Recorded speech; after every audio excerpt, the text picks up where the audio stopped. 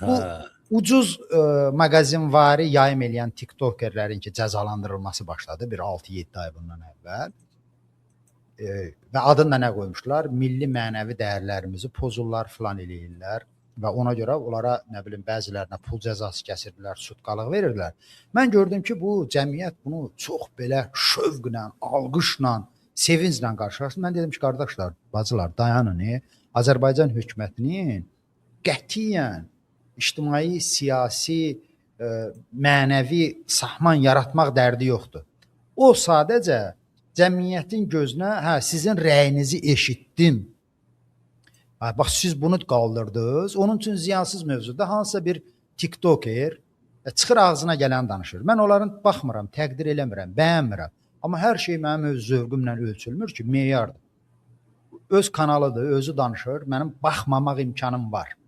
Üstəlik də ki, kim də narahatsa, baxmaya bilər və onların tirajı aşağı düşə bilər. Hamı baxır, sonra hamı da şikayət eləyir. Mən dedim ki, bu cəzalandırma yolu ilə hökumət digər böyük cəzaları üçün bir arqument yaradır da özü üçün. Arqument yaradır, mandat yaradır. Bəli.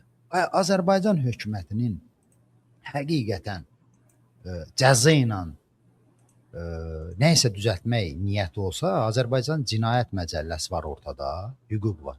Və o cinayət məcəlləsi ilə Azərbaycan məmurların üzləşdirsə, gərək onların 99% həbsxanaya gedər.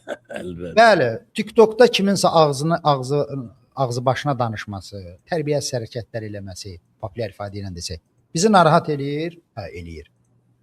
Bəs yaxşı, Azərbaycanın o cinayət məcəlləsinə görə rüşvət almaq cinayətdirmi? Cinayət. Korrupsiya, nə bilim, monopoliya cinayətdirmi? Cinayət.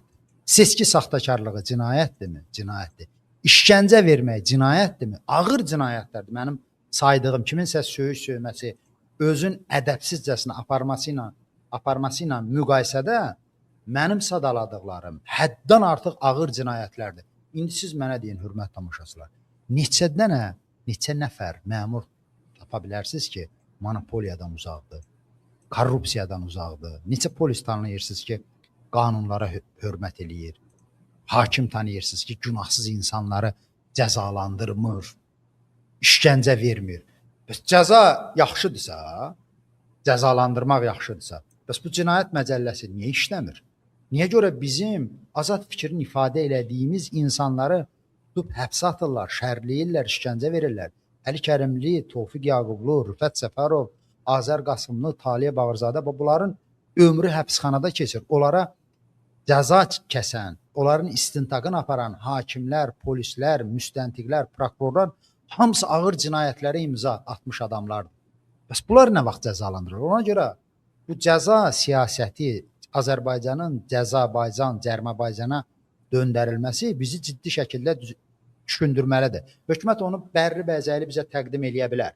Amma biz başa düşməliyik ki, bu rifah içində yaşayan, bizim qibtə elədiyimiz ölkələr ki var, onlar bu günə cəzalarla gəlib çıxmayıb. Dünyada elə bir dövlət göstərə bilməzsiniz ki mənə.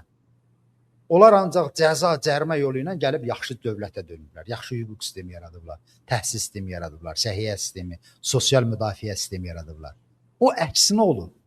Azadlıqlar verilməsi ilə, insanların qarşısında duran maneələrin götürülməsi ilə. Bizdə tərs bir istiqamət götürülüb, Azərbaycan hakimiyyəti və onun əlinin altında olan adamlara nəyə görəsə belə gəlir ki, onlar bəşər tarixində yeni bir cığır açacaqlar, yeni bir inkişaf metodu yaradacaqlar. Bu da nədir? Cərmələrlə, cəzalarla, hər tərəfə cərmə tətbiq eləməklə, cəza tətbiq eləməklə Azərbaycan cəmiyyətini inkişafa aparacaq. Belə bir şey olar. Bu mümkün deyil. Bunun axırı Şimali Koreyanın Qafqaz variantı olacaq. Nə bilim, gilə meyvə yığmağa cərmə qoyurlar. Qənimət bəy, siz bilirsiniz, bütün günü ən azı səni azca tanıyan adam kimi bilirəm ki, tutqanın böyük hissəsini xəbərlər oxumaq, yaratmaqla keçir günü. Sən bilirsənmi ki, Azərbaycanda foto çəkməklə bağlı hansı qadağalar var? Əzəldən bizdə qadağalar olub, amma ümumiyyətlə bir test eləyəm də, sən bilirsən haralarda şəkil çəkməyə qadağandır Azərbaycanda? Bulvarı bilirdim, metronu da bilirəm. Bu deməli, Qənimət bəy, bulvar metro, o qədər evlər bir şeydir ki, bulvar falan. məktəblərdə, Qənimət bəy, xəstəxanalarda, dövlət idarələrində, qatarda, Qənimət bəy, sərnişin qatarı açıblar rayonlar arası. Qadağandır. İndi mən bunu deyəndə bəzi tamaşaçılar deyir ki, nə qadağanı? Bulvarda mən dünənlər çəkdirdim, çəkdiribsən. Sən Allaha şükür elə ki, mərhəmətli polislərlə üzləşibsən. Yəni bunların qaydaları var, qanunları var. Səni orada cərmələyəndə sənin tullanıb düşməyə ixtiyarın olmayacaq. Deyəcəklər ki, bax qanunumuz var. Sən qanunu pozubsan. Bulvarda, nə bilim, Nizami Targov küçəsində şəkil çəkməyə qadağa qoyublar.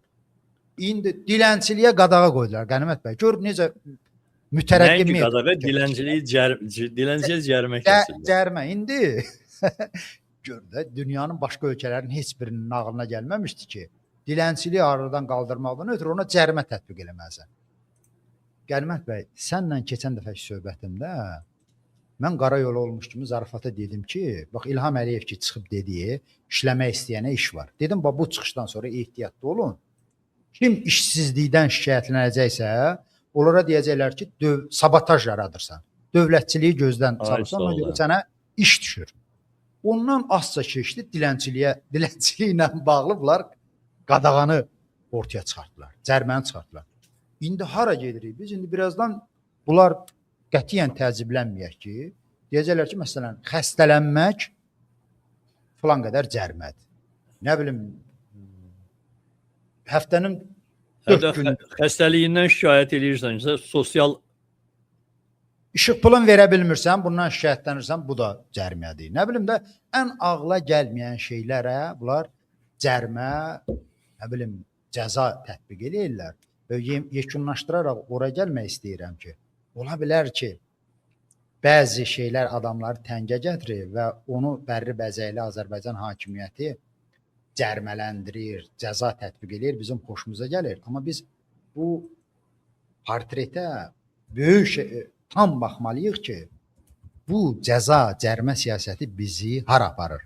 Və biz başa düşməliyik ki, cərimələrlə, cəzalarla cəmiyyət heç vaxtı mütərəqqi bir səviyyə çata bilməz. Bizə azadlıq lazım. Biz nə vaxt görəcəyik ki, Azərbaycan hakimiyyəti, məsələn, monopoliyada, iqtisadiyyatda yaratdığı bir şeyi əngəl aradan götürüb deyəcək ki, burada azadlıq var. Mətbuata azadlıq verəcək, toplaşmaq azadlığını tətbiq eləyəcək. Bütün sahələr, 1000 dənə sahələr var da, Azərbaycan dövlətinin, cəmiyyətinin ona ehtiyacı var. Bizə isə necə təqdim verirlər? Ancaq cərimələrlə bunlar bizi gələcəyə aparmaq istəyirlər. Xoşbəxt çiçəklərini Azərbaycana aparmaq istəyirlər ki, bu da mümkünsüzdür.